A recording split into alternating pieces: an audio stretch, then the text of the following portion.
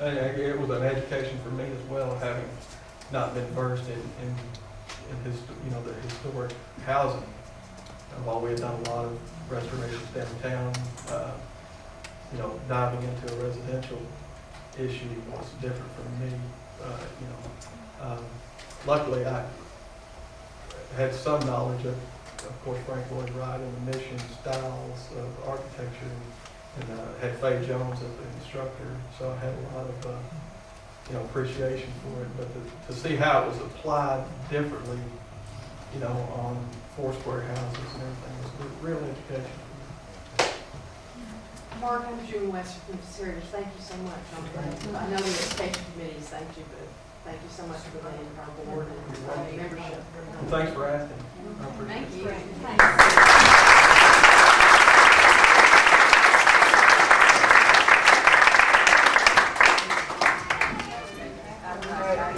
Next week, Jim Lutz will do a review on the Evergreen Corridor.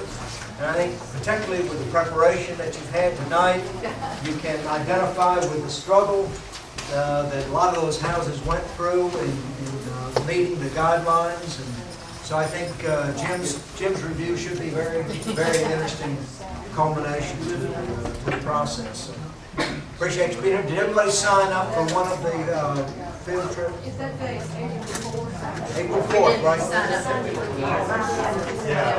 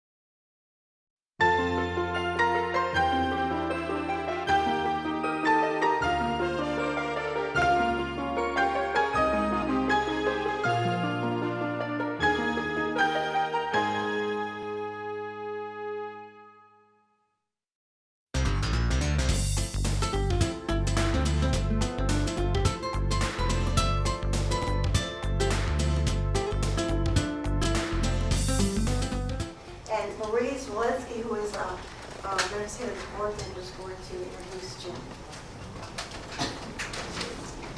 I've known Jim for a couple of years now. We serve on the Memphis Heritage Board together. He's a wonderful board member. I did know that he was an assistant professor in the architecture program at the University of Memphis, but I didn't know that he got his undergraduate degree from UC Berkeley and his Master of Architecture degree from Syracuse. He was a partner in California in the firm of Lutz, Sang & Boudreau, and they specialized in historic preservation. They received several awards from the American Institute of Architects, California Preservation Foundation, and League of Historic American Theaters for their work. He moved to Memphis in 1999, and he's been on the board of Memphis Heritage for the last 3 years, and he's also a board member of the Urban Arts Commission.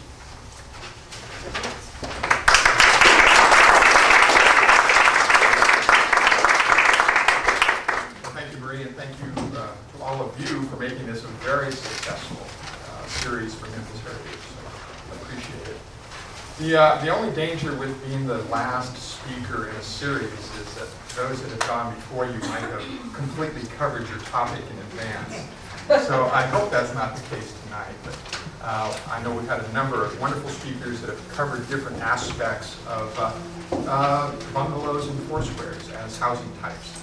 So Gene Burr suggested that perhaps I take a slightly different tack and take a more critical look at the bungalow and the foursquare, and perhaps use as a vehicle for this a wonderful case study that we have literally here in our own backyard. That's what I propose to do tonight. And to basically trace how bungalows and foursquares have continued to be a popular and viable building type, but over the past almost century have evolved, have changed as social and cultural and economic and technological influences in our society have changed the domestic landscape in general. So I'd like to trace and see if we can follow certain themes, and 5 in particular. And I think as the postcard that was served as the invitation to the series nicely points out, from something very contemporary, as you saw in Mark's presentation, to something much more traditional, there's a certain allure to this type of architecture that continues with us through this day. And we'd like to look at it not only as an individual building, but if I could also look at it in a slightly broader context, and what the neighborhoods and communities that these bungalows were built in, how they have changed over the last 75 to 90 years. So with that, I'm going to stand back here. If I'm in someone's way, please feel free to scoot over. I'll be this voice emanating out of the darkness back here, I guess.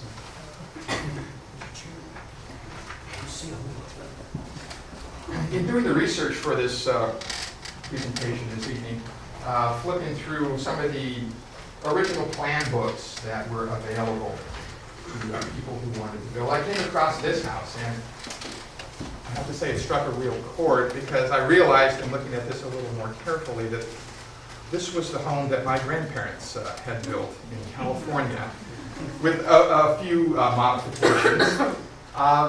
So I can speak with a certain amount of first-hand experience about the joys of living in a bungalow here.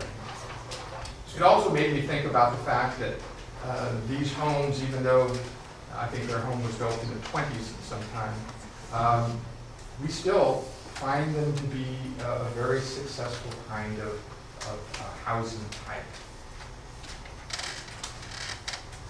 All one has to do is go to the nearest bookstore, and you can, this is the latest edition of American Bungalow magazine, and I think it could just as easily have been on the newsstand in May 1914. So literally, for the past 90 years, this American love affair with the bungalow and its cousin, the Foursquare, has been developing. My thesis, or my premise for tonight, is that while Foursquares and bungalows remain popular and viable single-family residential types, both of these buildings have evolved over time in response to prevailing social, economic, and technological changes. In other words, how have contemporary interpretations of the bungalow and Foursquare changed over time, and how have they remained essentially the same? To illustrate this point, we'll compare historic and recent examples of Foursquares and bungalows to see how they are different with respect to, I've broken down to 5 major architectural issues. The first one would be the relationship between the building and its site, how the plan of the house relates to its landscape context, and how these buildings cluster together to form neighborhoods, and neighborhoods cluster together to form communities. How have technological changes changed the contemporary bungalow? In particular, I want to talk about 2 enormous technological changes that have changed the American landscape in general: the automobile and air conditioning, and how those 2 developments altered architecture. Third, I'd like to talk about scale, very briefly. Bungalows were originally intended as affordable housing, meant for the general populace. And how has scale changed them over time? And fourth, space utilization and layout. It's interesting to see, to look at plans that were originally done, dating from the teens and 20s, and to look at contemporary plans, still within the framework of the bungalow and the Foursquare, and to see how their internal configuration has altered as the way that we live and as our culture has evolved. And then finally, to take a look at materials, details, and color. How have contemporary bungalows and Foursquares, if you will, used materials in a different way? How did their historical precedents use certain materials? How did they treat details and color? And I know John Griffin talked some about color, and I'd like to expand on that a bit, in particular with respect to exterior color. So those are the 5 areas that I'd like to briefly touch upon and expand this evening. And I think the vehicle for doing this is right here, as I mentioned, in our own backyard, a Memphis case study, and the Corridor Project, which I know many of you are very familiar with, intimately familiar with. And it provides us with a great opportunity to look at what I'm talking about literally side by side. For those of you that are very familiar with the history, forgive me, but for those of you that may not, let me go over it. This is the Evergreen area. This is Overton Park here. Poplar, North Parkway, and just off the screen over here would be Cleveland somewhere. A very old part of Memphis, a very wonderful neighborhood filled with foursquares and bungalows and wonderful mature landscaping. And certainly the type of place that I think all of us, at least those of us that live in Midtown, think exemplifies what living in that part of town means. Easy access to major public park and all the amenities therein, the Brooks and the College of Art, the zoo, etc., Rhodes College. A lot of major cultural facilities easily reached by foot. Then somewhere in the late 60s, feel free to hiss and boo at this point.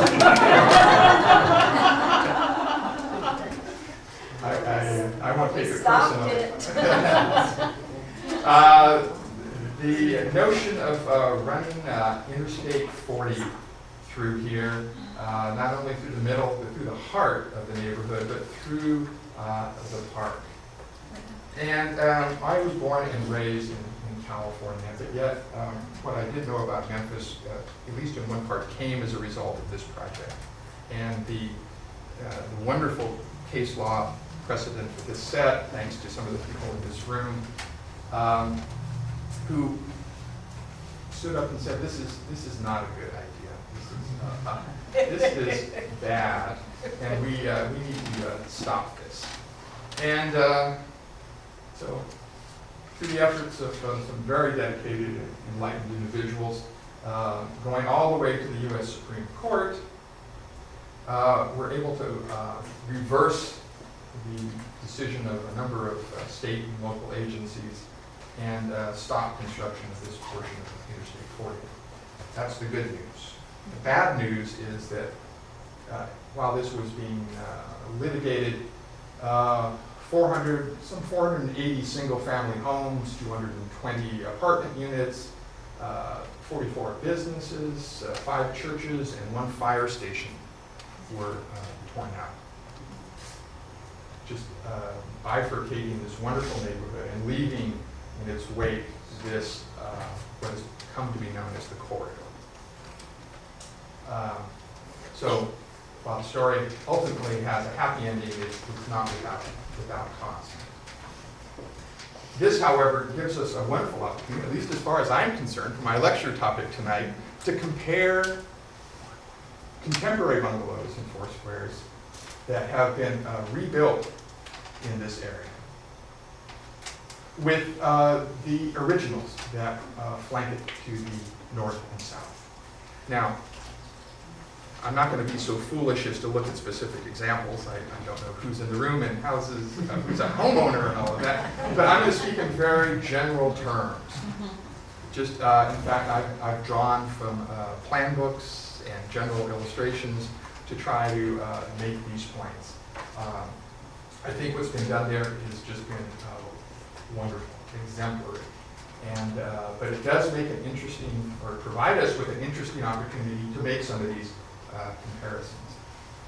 This comes out of the Evergreen history, and I guess this is a good time to make a plug for those of you that haven't purchased your copy. I'm sure Marie would be happy to, where can they buy copies?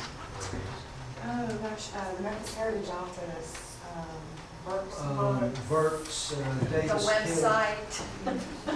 Any and all. And I found it just fascinating reading I do live in Midtown, but not in the Evergreen District, but it's interesting, very well done, so congratulations to that committee. And this came out of that document. And these are a series of 8 plans done by Lavelle Walker that show bungalows and 4 square houses that were built back in place after the lots had been cleared to try to recapture the spirit of the neighborhood and the community. And I think they've done just a wonderful job in varying the detailing and the mix and all of these points that we'll be talking about tonight. So let's start with site and plan relationships and a basic premise here. Post-war expansion significantly changed the idea of communities and neighborhood. After the Second World War, our view, the American view of housing was very different than what had preceded it. This document here, this drawing here, in the upper half of the drawing, is an attempt to diagrammatically illustrate a traditional neighborhood. And what you have are a number of relatively narrow and deep single-family lots interspersed with commercial here, perhaps along a major street, but all within walking distance, the inclusion of parks, perhaps some mixed use, meaning apartments or duplexes along in here. Dense enough to keep these businesses viable, dense enough to keep the distances easily walkable so that the reliance on the automobile is downplayed, and compared against the bottom here, which is perhaps representative of a typical suburban development, where you have a few larger houses on overscaled sites spread far apart, these curvilinear kind of cul-de-sac developments here where there's no through traffic, and it's very difficult to get by foot from one point to another without cutting through someone else's property. Very ineffective use of or integration of commercial here. In other words, it's a completely different paradigm than what the bungalows and 4 squares that we see in the Evergreen District and Volunteer District were exemplifying. So pedestrian scale is lost in suburban sprawl, the integration of the corner store lost, all these sorts of things. And I think that's one of the major points of why these neighborhoods are so popular, such as the Evergreen and the houses that were built back in the corridor, is that they are pedestrian scale, that it is a very livable and viable environment.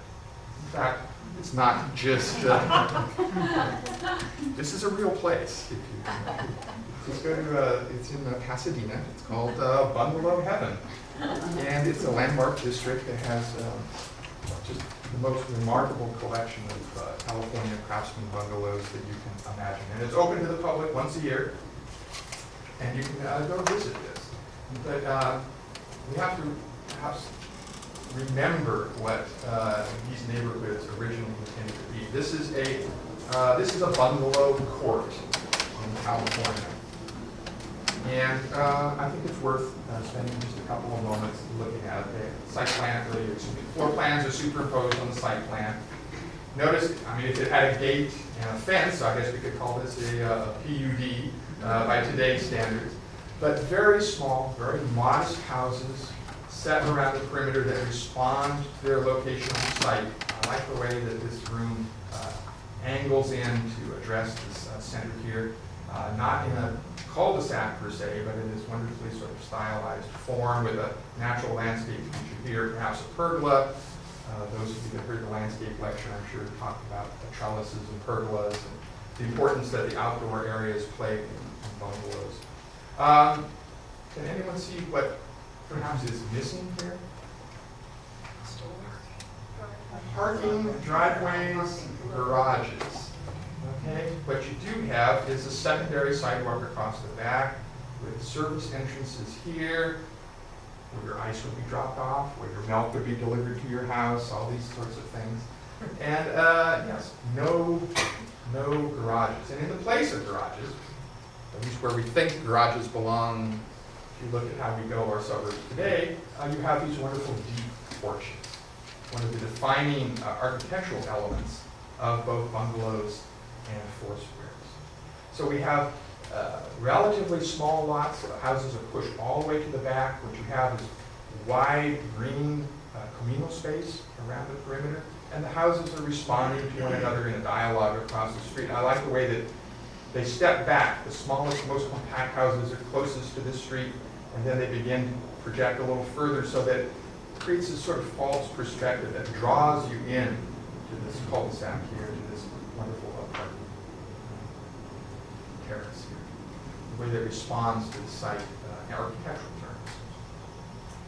Compare that with this. Post-war housing, and of course this was driven by social and economic factors. After the Second World War, there was a tremendous pent-up demand for housing, for servicemen coming back, wanting to start families, a new job, perhaps go to college, and the need to create tremendous amounts of housing units very quickly. And this was a model that was reproduced from coast to coast, as we all know. Straight streets, houses sort of uniformly laid out here, and the garage.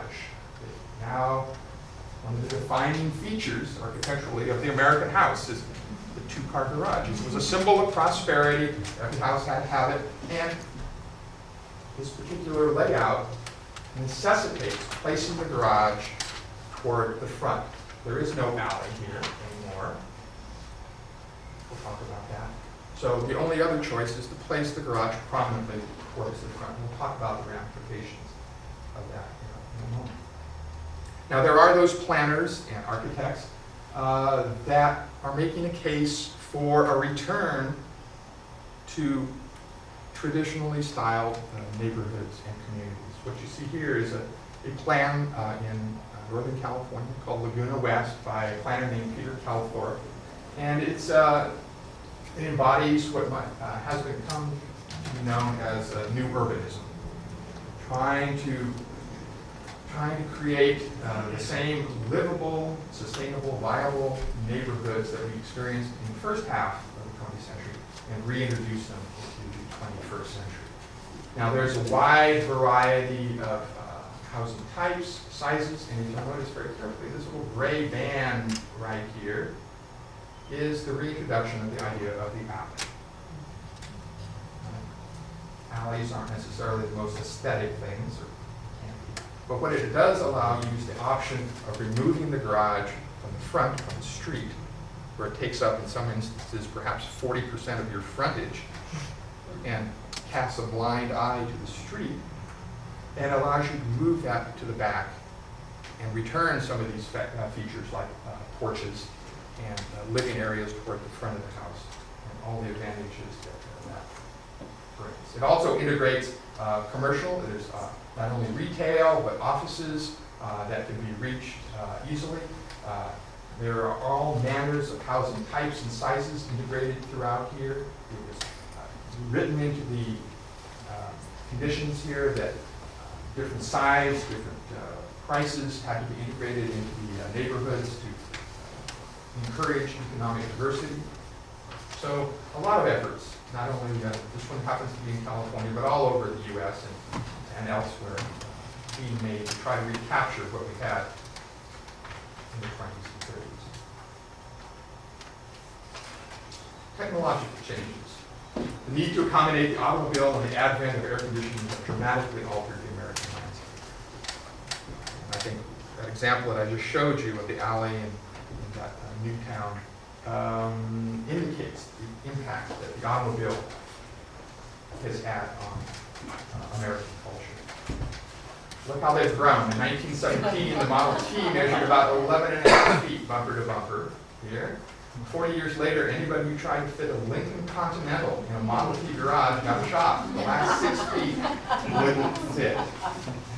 Now, this doesn't talk about Humvees or SUVs of any kind, which have made for even other environmental concerns here, but how architects have had to deal with the issue of the automobile becomes very, not only in size here, but very early on. This is the Roby House by Frank Lloyd Wright.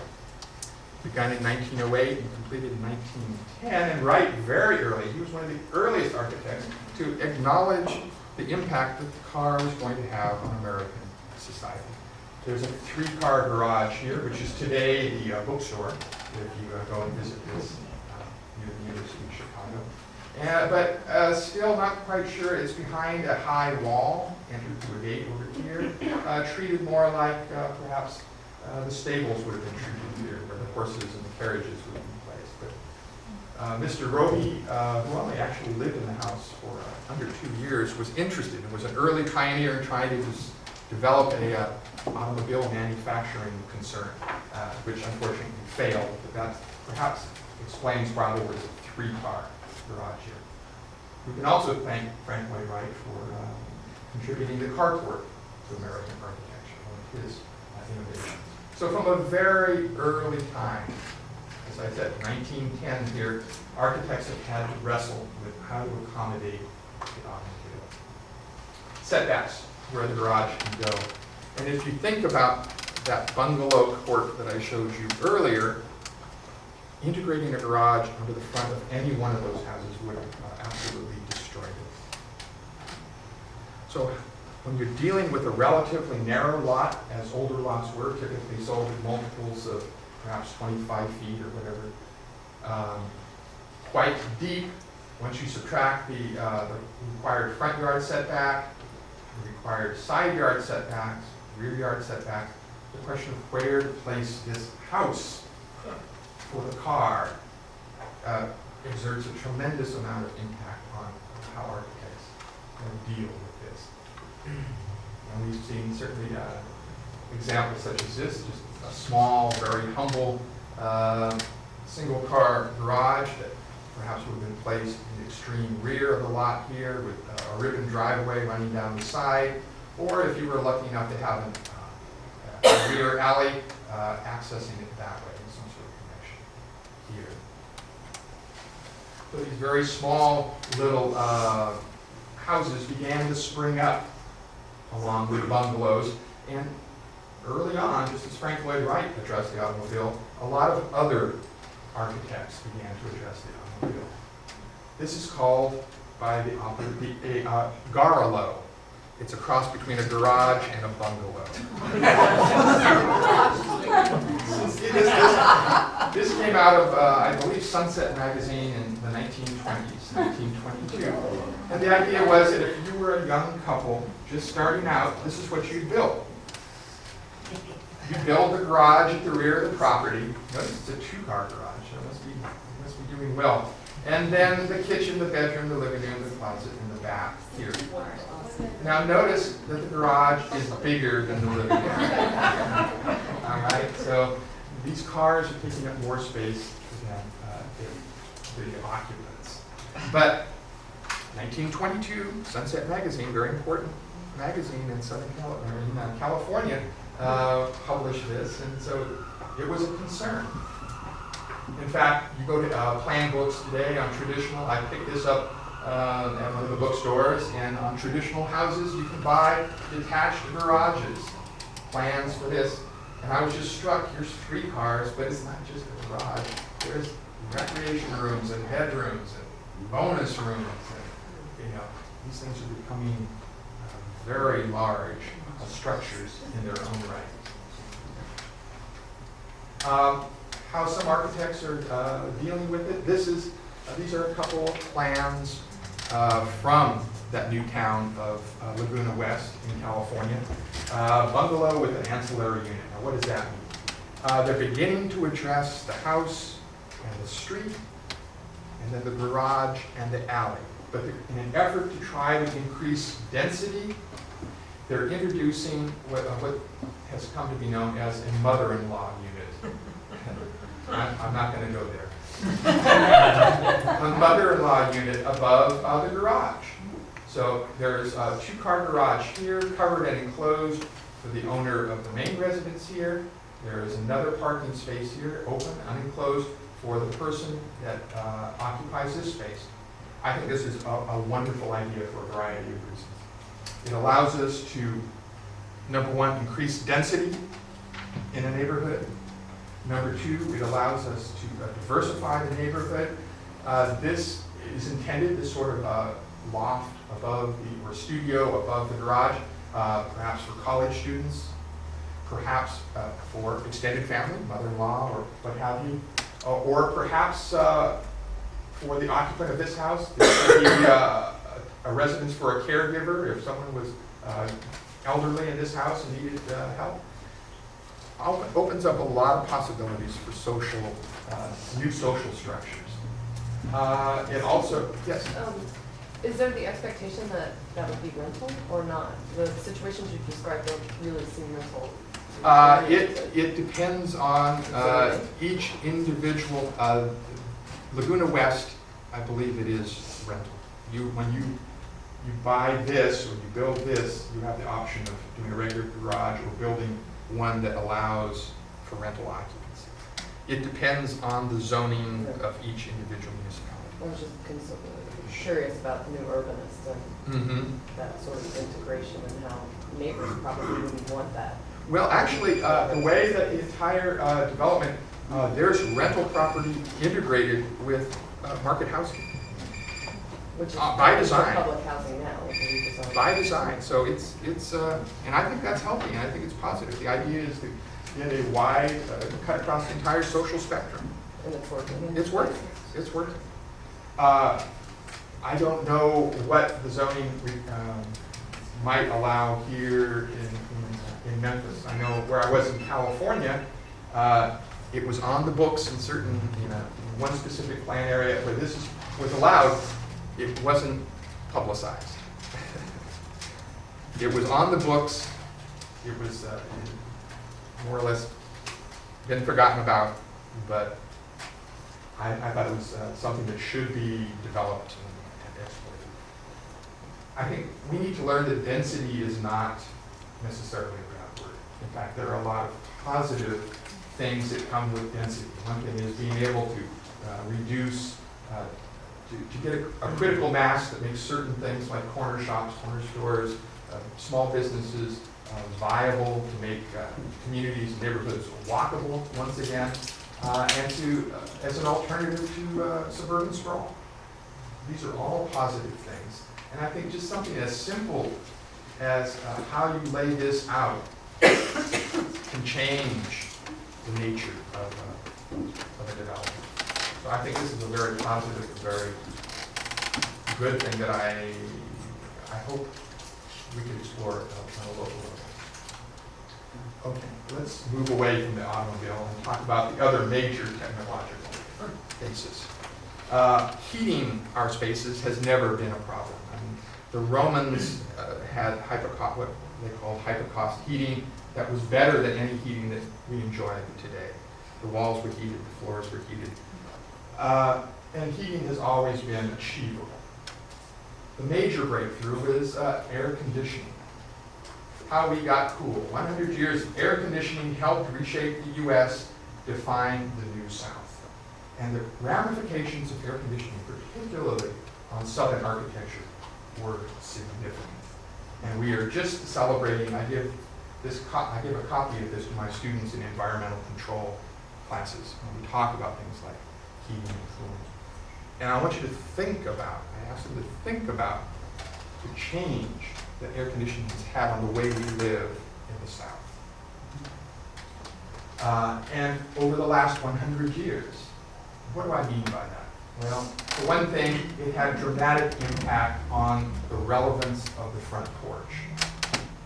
Porches were not there simply as ornamental objects. They were there for a very practical, functional reason. You sat on the front porch because it was cooler at night. Now, the added benefit of this, as you're sitting on your front porch, and we can see this is becoming I can't give a lecture in Memphis without putting Elvis on. I'm sorry. So, from Elvis to Gregory Peck here, the front porch has become a symbol of American domestic landscape. And you would sit on the front porch to get cool, But at the same time, you would also see who was walking down the sidewalk in front of your house, who your neighbors were, who belonged there, maybe who didn't belong there, and that social interaction that would happen between the front porch and the sidewalk. You introduce air conditioning, and perhaps to this I could add television. And there's no longer perhaps the same incentive to sit outside in the evening. Now it's cooler on the inside. And you remove yourself from the porch, you sequester yourself perhaps in front of the television, and you lose those eyes on the street, and you lose the opportunity for social interaction between the person sitting on the porch and the person walking down the sidewalk. And as a result, something is lost. A sense of community, perhaps even security, defensible spaces. And you add to this the advent of the two-car, three-car garage that's now placed on the front of the house. And you've lost any sort of interaction with the public right of way. And I think we all have that's one of the wonderful things about Midtown is the porches. And I have very fond memories of sitting, that house I showed you, the second image I showed you was my grandparents' house, of sitting on the front porch. And there was a great value. I remember the porch kind of, sort of swing on the front. I lived in California where even if it got up to 110 degrees during the day, the evenings were beautiful. It was a hot and arid climate, not humid like it is here, so perhaps it was even more humid. But the porch became a very important place. And if I could extend this beyond the front porch, even to the idea of the screened porch or the sleeping porch, which I don't know if you have those in the South. Yes. But in California, where the temperature would drop 40 degrees between day and night, the sleeping porch was a wonderful sort of architectural space.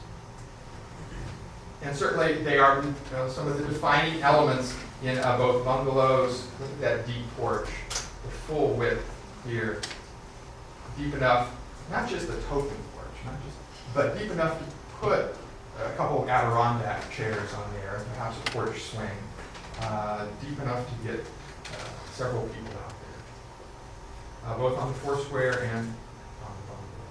So what makes up a great porch? Well, we can discuss this. That's another lecture series, I guess. But the fan, the plants, the comfortable rocking chair, you gotta have a dog, of course.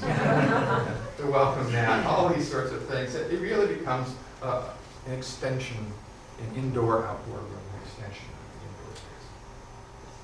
The automobile, at least for the suburbs, helped put an end to this because of the necessity for the garage in the front, and air conditioning also helped put an end to this. That's why it's so wonderful to go back through the corridor and see that these porches, the opportunity for those sorts of social interactions still exists. Let's talk about scale. American homes have appreciably grown in size over the past century, particularly since the end of World War II. I came across a wonderful article about a year ago, and I wish I would have clipped it, but I didn't, that charted the size of the average American house, which is frightening. Frightening. And here's a bungalow, came out of Sears and Roebuck plan book, 20 by 22. This is a bungalow that came out of a recent plan book. The garage is 21. Okay, so you can take this and plug it right here, and all of this is new. Okay? So the scale, as we've, this one has, I think, perhaps two bedrooms upstairs, a study, the master bedroom, the family room, all these sorts of things that perhaps were. Now that's not to say there weren't large craftsman-style homes or bungalows. You've seen the greenhouse, the Gamble house in Pasadena show up on these presentations of the time. That certainly was a very large house. But for the most part, bungalows were meant to be small, affordable houses. So we've grown considerably. If we look here at the typical kind of the quintessential bungalow and its different permutations here and the four square here, you can see that they were all meant to be compact on small lots, relatively small in size. We've grown as we continue to change our lifestyles, acquired more things, needed more space in which to accommodate them. The house now perhaps has outgrown the lot. Which takes me to my next point, space utilization and layout. Second half of the 20th century saw the development of open, free-flowing space replacing compartmentalized rooms. And I think, sure, comparison here. This is Sears and Roebuck's first modern book of modern homes and building plans. Just happened to come across this traditional neighborhood plans by our Memphis' own Looney Riggs Kiss architects. So it was a nice tie, I thought. But my point here is these sort of traditional homes, the need, the want, the desire for these kind of plans still exist. And fortunately, we have a firm locally that has done a wonderful job in reinterpreting in a contemporary way some of these classic homes and urban design schemes. Jim, there's an article in the Wall Street Journal this weekend. Did you see this where it said the open floor plans of the 90s are now giving back to small rooms and they're marketing it as homes for dysfunctional families? For privacy. Really? Oh, I wish I could have scanned that in. That was funny to me. Well, there goes my thesis here then on this. I've just been proved wrong. But here's a sort of a typical bungalow plan here. What's interesting, these are elevations. All three of these elevations are for the same plan. You could have plugged in any one of these different fronts to this plan. But my point here was the dining room is compartmentalized as a room, the living room, the bedroom, the kitchen developed very small, the built-in breakfast nook here, nice touch, all these sorts of things. And then sort of comparing it here how the dining room opens up to the living room, the kitchen opens up to the breakfast room. You have these spaces that seem to flow more one into the other. So even on the exterior, this is the outside. And I think that's very traditional on the outside. But on the inside, the plan has changed. The plan has changed in response to how we have changed, how we live differently. So, but some of these, that wonderful little breakfast room right there with the built-in table, and the window then pops out as a bay so that you can slide in around here, I think very, very comfortably. Nice little touches. And of course, how the certain rooms have grown because of changes in our society. The kitchen, for example, here, which was rather modest and small in this house here. Certainly the kitchen, the role of the kitchen has changed significantly on how we live. It has become more the center of many homes, and as a result, now you have the dishwasher, which you didn't have before, the microwave oven, and perhaps a separate conventional oven and cooktop, and all these different things that have led to a larger space, driving the size of the house upward. And we can't just simply have a bathroom with a water closet, a pedestal lab, and a sink any longer. The bathroom has to be sort of a home spa, and a whirlpool tub, and a compartmentalized water closet, and his and hers vanities, and maybe a makeup table, and certainly 2 walk-in closets, and all these things that tend to make the house grow in size. So from these very sort of simple, direct, utilitarian functions, we have a much more elaborate home. Just examples here of just how compact but delightful some of these plans could be. Materials, detail, and color. Historic four squares and bungalows are more freely mixed, historic four squares and bungalows more freely mix materials and utilize some that have been eliminated from the contemporary architectural. One thing I did notice in driving around, looking at the area to the north and south of the corridor and comparing it against some of the homes that went in as infill, I found a wonderful variety of materials that I didn't necessarily see on the houses that were rebuilt in there. Certainly I saw brick, I saw horizontal siding, I saw perhaps a few architectural decorative shingles, but the wide variety of materials that were being used in the earlier homes, some of the materials simply have vanished. They don't exist anymore, or the techniques. What do I mean by that? The stucco finishes on some of the house. Something called a tunnel dash, a wonderfully textured sort of stucco on the outside, is almost a technique that's been lost. Certainly, unless you specifically go out and find somebody who's adept at doing that, no one's going to volunteer to do that. Or thick hand-troweled stucco that has a wonderful texture and shadow to it. Mostly what I saw was a more even sort of sand finish exterior stucco, perhaps even some synthetic stucco on some houses. And that's a small point, that's a small detail, but I think it's details that make an appreciable difference. I include this, that although we don't use river rock here, certainly in California, to use these rounded stones was very popular, gave it a very rustic effect. The use of stone, mixing it with other materials, either faux stone, that was perhaps concrete, cast concrete to make it look like stone, or plaster stone that was integrated with other materials, used more freely in historical examples than in the newer sorts of construction.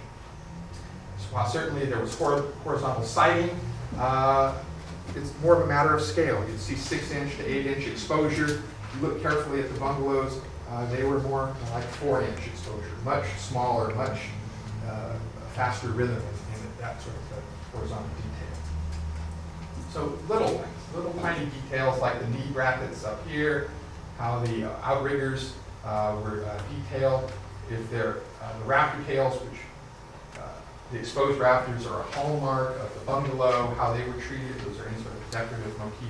And then just all the different specific variations on how the porch itself was articulated, and the rail, and the different possibilities. Small details.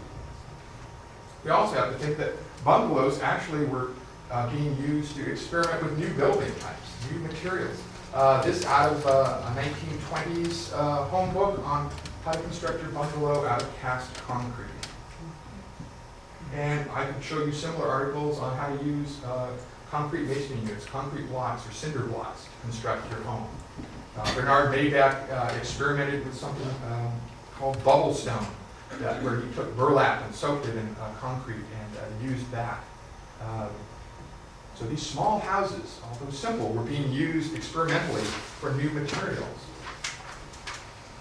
And certainly mixing. You can see here the foundation using this sort of stone, whether that was concrete cast to look like stone, or even perhaps embossed sheet metal, which was sometimes used to replicate stone.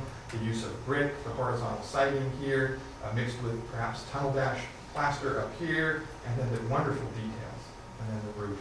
We'll talk about the roof separately. Typically, the foundations always expressed as a separate material and made to read, lifting the whole house up. Notice the small scale on the horizontal siding here, and mixing then shingles of a different color. The roof, one color, the shingles, and a contrasting color. Even this small house here, that nice little flare at the water table, the way that the last couple of courses here kick out to give that detail, and then a band of brick across the bottom. These tapering columns, so you have, this could have perhaps been cement asbestos shingles, that nasty A word that you can't say anymore, but which roofers to this day tell me that was a wonderful material and a wonderful roofing material. This to show the sort of plaster that could have been used. And then roofing itself. In driving around, it's been fiberglass composition shingles that have become ubiquitous.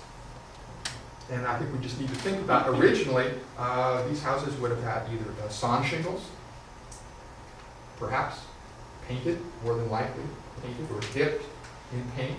That was how my grandparents, the roof of my grandparents' house was. Or certainly it would have been a color, some color, or a tile. The use of tile would be found frequently. And this is right out of Sears and Roebuck, out of one of their catalogs. And you can see the river rock here in this instance. But you could have ordered any type of roof, including cement, asbestos, shingles, clay tile, concrete tile, wood sawn wood shades. So the roof becomes another plane, another opportunity for expression that we don't see anymore. Certainly in California, wood shingles are outlawed because of the fire damage, or the potential for fire damage. So even if you treat them with a fire retardant, which only has a limited life, not possible anymore. So you have to find an alternative. Paints, colors, certainly are something, since the Second World War, we have tended to beige out. we have there was a book published a couple of years called Chromophobia, the American Fear of Color. And it's true in many ways. We need to think about the originally these houses were very vibrant on the outside. This is a original color palette from that you could have ordered through Sears, and they're not shy. There are a lot of high chroma colors on here, and when you ordered your house, and of course all the materials would have been delivered. You could order the light fixtures, the plumbing fixtures, even furniture if you wanted, down to the paint, which would all arrive as a pre-packaged sort of unit. So we know from historical references that these houses were very highly colored. And different components. The trim would have been painted one color. The sash around the window, another. Details here. Certainly the roof. You didn't want to miss that opportunity to use it. So, and I think over time we've lost this sense of coloration. And when we go back and repaint, we tend to be a little more conservative and a little less adventuresome. And we lose some of that. And I think it'd be very interesting to try to get back to some of these different color schemes. In fact, if we've got a couple of case studies here, a before and an after here. And every little, it's broken down into its component parts. Instead of everything sort of washing out here, each, as I pointed out, the trim, one color, the sash, another color. An example here, perhaps more dramatic. And I think if you compare this with this, it is a more interesting home. And if you can imagine a neighborhood of these kinds of houses, there's a wonderful book on bungalow colors that gives some of these different palettes. John Griffin talked about a couple of paint companies that have taken the fear factor away for you and already put together, it's like Gur Animals, you used to dress your kids up and tell them match all the alligators together and you'll look all right. Similar sorts of things for houses. So something to consider there. And details, finally. This out of an original publication, period publication, and I got this right out of the latest edition of Bungalow magazine. And we need to think about in terms of detail. It's not just the form, It's not just the materials, but it's the small details that really set bungalows and Foursquares apart from other housing types. And the doors in particular, the entry was always important. It wasn't simply any old door with a side light and maybe a transom over the top of it. They were conceived as units that all worked together. And I think it's still out there. If you know where to look for it and you want to achieve that sort of level of detail in your contemporary home. And I think the windows, little details like the 4/1 window here, where the upper sash is articulated differently than the lower sash. Small points like this that make it a really, that typify bungalows and Foursquares. So, what can we, in summary then, in conclusion, what can we say? I think, why do we maintain this interest in this housing type, in bungalows and Foursquares? Well, first of all, we have strong associations with very livable neighborhoods and communities, and perhaps that's what we are wanting to return to and hope to reclaim.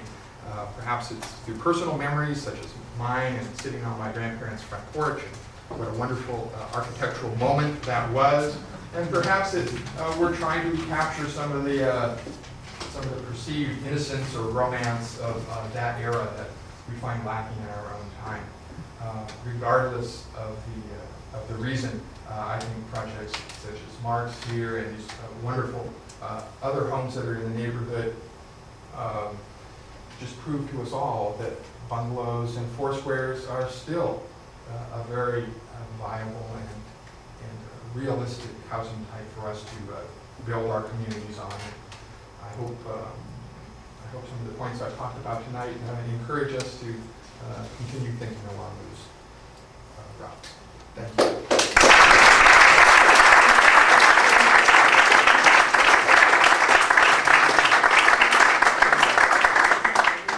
There wasn't much discussion about, well, there was some discussion about basements. Since bungalows were, came out of California, and they don't usually have basements in California for some reason. I think the water plane was too high. Can you discuss that a little bit, whether they're... Sure. No. Well, my grandparents had they specifically put a basement in to use as a root cellar kind of thing. But the origins of basement is in those locations where the frost line, where it got cold enough to extend the foundation below the frost line, say below 4 feet, it became obvious that, gee, if I just extend this another 3 or 4 feet, then I have a full space. Yeah. So you tend to see basements in places like the Northeast and in the northern part of the country where the frost goes deep. In other places, and you're exactly right, in California there is no frost. Maybe the top 1/16 of an inch. So they would just do a raised wood foundation, setting the house up on a shallow crawl space so that you could keep the termites away from the floor joists. And so it just depends on local building tradition and your climate. And, But as far as bungalows and Foursquares are concerned, there wasn't anything unique about the basements as versus any other. not that I know of. Yeah, I think there tend, and I think maybe John and a couple others talked about this.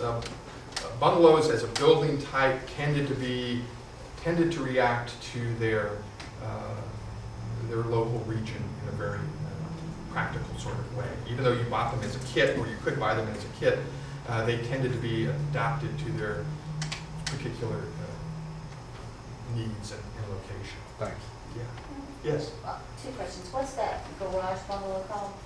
A Garlow, Garalow. And then my other question was, I thought perhaps that basements were created to house these boilers that are the size of Volkswagens. I mean, where would you have put something like that on a house without a basement? That's a very good question. That's a very good point. Because I know many of them, the house was built around it because you can't get them out. Sure. That's a good point. Now, in California, my grandparents, this was horrible. They had electric resistance wall heaters. They didn't have radiators or anything. So in the days where I guess electricity was affordable, today you'd spin the meter off the wall with that kind of thing. So I guess here the tradition would be boilers and coal-fired furnaces and that sort of thing. Yes. How are we addressing security issues now with bungalows and still trying to keep the look of the windows and the look of the door and the detail? That's a very good question. In architecture and planning, we talk about something called defensible space. There's a couple of wonderful books about that. But it's about putting eyes on the street, or putting eyes back on the street.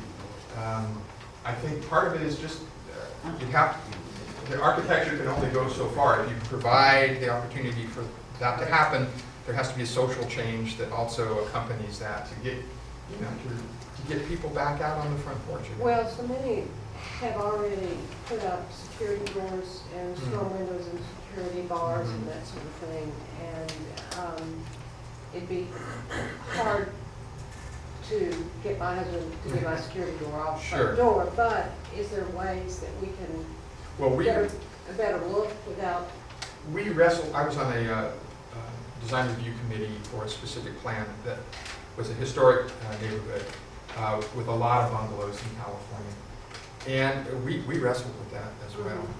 And what we found was research that said once you begin to put security doors up, and everybody puts security doors up, it begins to send a message that this is a not secure place. And once you put bars up on the windows, then it in fact almost encourages an environment of that this is a dangerous place. That one way to make it seem more secure was to actually remove some of these things. And it hides the door. It hides the door, and it also is saying, someone is afraid something wrong is going to happen in this neighborhood. And psychologically, I think it begins to be a self-fulfilling prophecy. So written into our specific plan was, and this was a very hard thing to do, especially for the elderly who felt they were vulnerable, was to say, no more security doors, no more security bars over the windows and that sort of thing. And it was a hard thing to do, and we got a lot of resistance. But ultimately, I think it's for the best. Was it inner city? It was like a midtown area. There's a concept called crime prevention through environmental design, SEPCAD, and that can, it breaks down by natural surveillance, territoriality, and a few other, and there are scientific ways to do that, and there are studies available at CPTED, and if you just go to Google and type SEPCAD, it tells stuff to come up. CPTED, crime prevention through environmental design. It focuses on lighting. Primarily the lighting and access control are going to be the best ways to take care of people coming on your porch or getting around your house. Right, even down to the landscaping around your house. Sort of passive ways of creating defensible spaces. Jim, I liked your point about the role of higher density in making communities lively, social, environments. And I know my daughter, when she was in graduate school in Memphis, lived in a converted garage over on Harvard in Central Gardens, and she loved it there. And yet I've heard that there's kind of a sense in Central Gardens that maybe that is not a welcome. Renting out buildings is welcome or whatever, I guess, for some reason, but it seemed like to me it's for houses that are larger than most families need. It's the solution, is to have either converted garages or apartments or something like you described in your slide. And I just wonder if any of the other folks here in the room have any sense of where Central Gardens is in that evolution, or is it a devolution? it's illegal. Yeah, Is you it- cannot have to unless it's grandfathered in. You cannot rent out a garage unit? Not unless it's stayed in rental. If it falls out of rental for more than a year, it cannot be put into rental. Is that gonna change? Probably not, but a lot of people in Central Gardens have au pairs that happen to go to Memphis State. That's, Right. I think it's a good way to introduce another, to broaden the social spectrum. Yeah, I As agree. rental housing. Well, I guess the problem is the number of cars, because if everyone has a car, then in those sort of areas, the congestion becomes huge. So I think the move has to be away from Waterloo. And also the quality of tenants going in. You have no way of knowing who your neighbor is putting in. That's true. That's true. They are worried about But- their houses, probably. Thinking back to your idea, or you know, how do you keep, if you were away for the weekend, but you had a tenant in the back that you trusted, or someone that, then you know, you've got someone on the property, which would be a positive thing. Yeah, if they use their Feed your cats. house. Yes. Could you briefly speak to a design element that's exhibited in 3 of those pictures up there? It's not really to do with the structure so much as the lot, and that they're all raised from street level. Oh, yeah. That's a very good point. And I think that's a good eye on that one. Yeah, I think, and that was typical in reading the history. In reading the Evergreen history, there was a section in there about advertisements that they had taken from the newspaper. And one of the features was that it was, enjoy the elevation, it's 30 feet higher than Court Square. And in a way, you're right, you know, I'm thinking back to neighborhoods that I have known in the past, that there's typically been some sort of, instead of entering directly at grade, the house has been elevated somehow. And I think that also puts you on the porch as kind of in a more, a superior position to kind of oversee the landscape. Was that fake? Did they change the land and build the houses on it, or was the land just higher? As far as I know, the natural topography was higher when they cut the streets in, probably either for grading or drainage. They probably had to lower the elevation in order to tie it into pre-existing streets. So it was a nice, Almost inadvertent, but a very pleasant very, consequence. yes.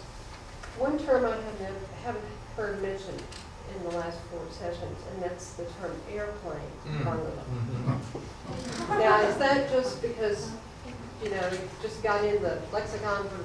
Well, Gene and I were talking this before, and in preparation for this, I've gone through every field guide to American houses that I think has been published, and what I did discover is that the nomenclature varies significantly. My understanding of an airplane bungalow is one where the ridge runs perpendicular to the ridge of the main body of the house, and is only a small section, usually toward the middle. Well, I had Not a house on full Snowden two-story. That had that top section, and at one time, it was all window, and that was the sleeping room. So if And that was called, it was told to me, well, you have an airplane. you have an airplane bungalow, it was, I guess, the analogy of the fuselage and the wings cutting across perpendicular to one another. And it was only a half story, it wasn't a full story, it was just a small section that rose above the adjacent And ridge. they built them after the 50s, because the family grew and it's like something on top. You know, all kinds of. Yeah. Is that the Sort same of, as a cable back?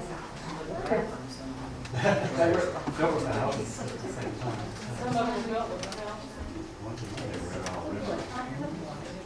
You have one?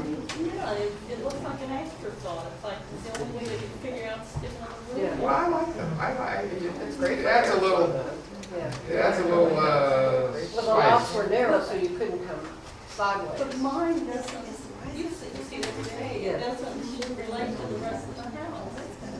Up on top. It's open, I mean, it really looks like somebody brought it. Maybe the wind's I haven't come across in any of those guides a good definition of square bungalow or the evolution of that. Do you see them in different parts of the country? I do in California. Yeah. I mean, that's where I first thought it was rather strange. Well, anyway, thank you very much, and thanks for.